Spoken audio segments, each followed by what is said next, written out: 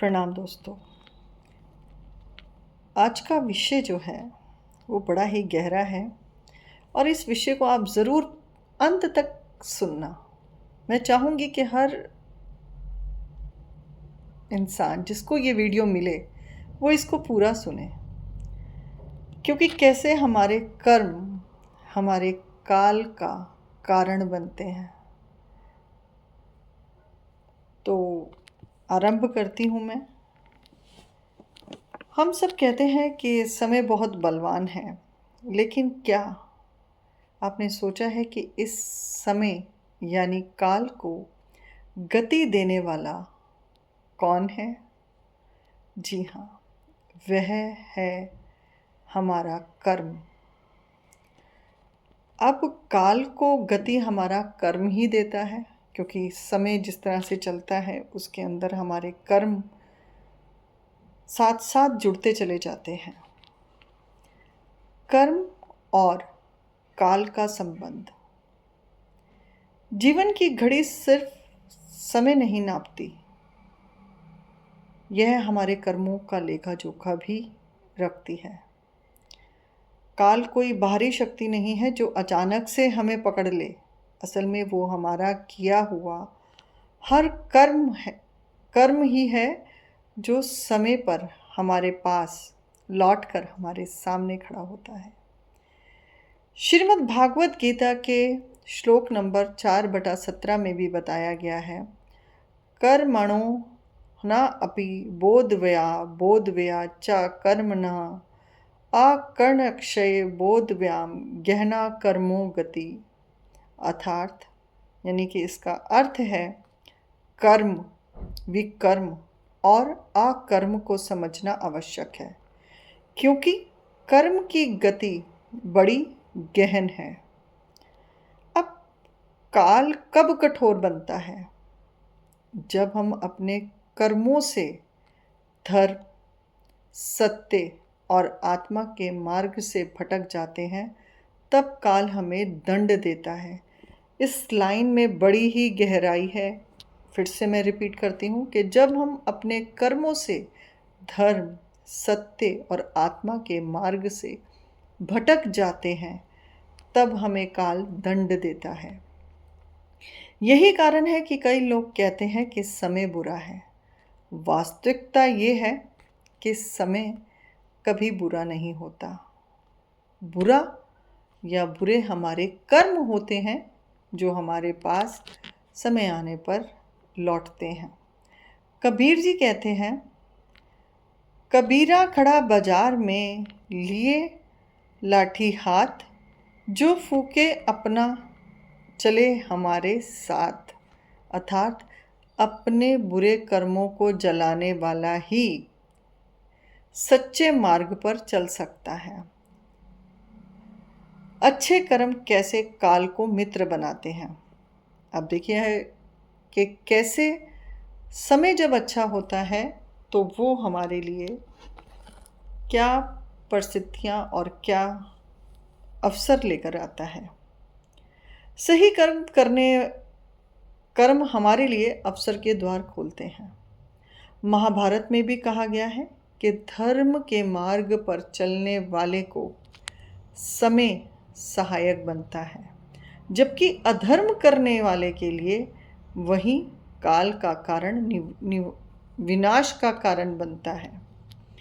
और तुलसीदास जी कह रहे हैं, कर्म प्रधान विश्व करी राखा, जो जस करी सो तस फल चाखा। अर्थात इस संसार में कर्म ही प्रधान है। जैसा कर्म करेंगे वैसा ही फल पाएंगे या वैसा ही फल हमें मिलेगा। अब आध्यात्मिक दृष्टि के अनुसार ब्रह्मांड का भी नियम है कि ऊर्जा कभी नष्ट नहीं होती, वह सिर्फ रूप बदलती है। हमारे कर्म भी हमारी ऊर्जा है। ये ऊर्जा समय के साथ हमें घेर कर वापस लौटाती है, इसलिए कर्म ही काल बन जाता है। गीता के श्लोक नंबर 11/32 में श्री कृष्ण का अर्जुन से क्या कहना था?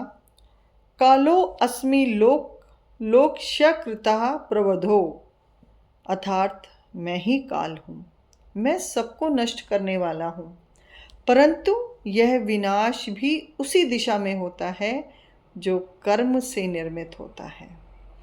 मित्रों, देखिए, हमारे जीवन के अंदर प्रतिदिन हर कर्म का भोग ही हम भोग रहे हैं, और जब हम ये भोग रहे हैं तो हम अपने किए हुए कर्मों से जब काल बनकर वो आते हैं, फिर हम क्यों घबरा जाते हैं?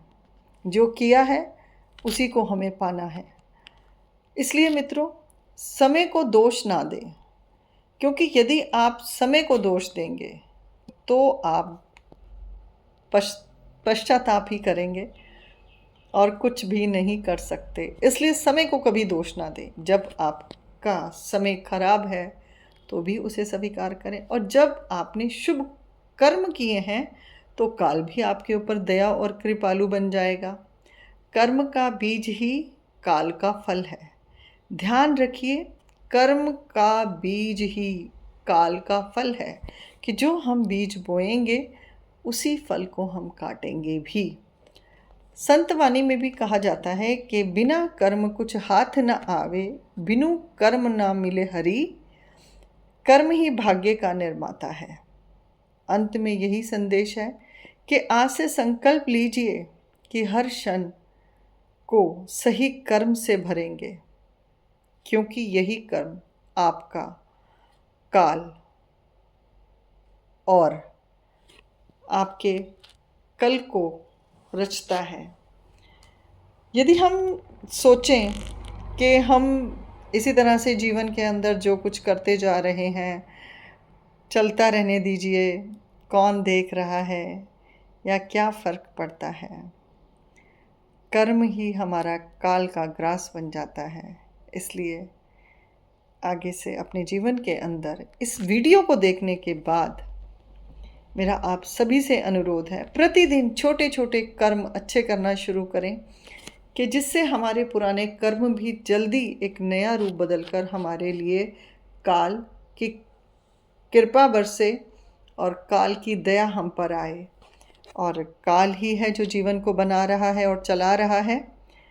तो अगली वीडियो में मैं आपके पास लेकर आऊँगी कि हम कौन से कर्म करें और कौन से कर्मों का हमें त्याग करना चाहिए,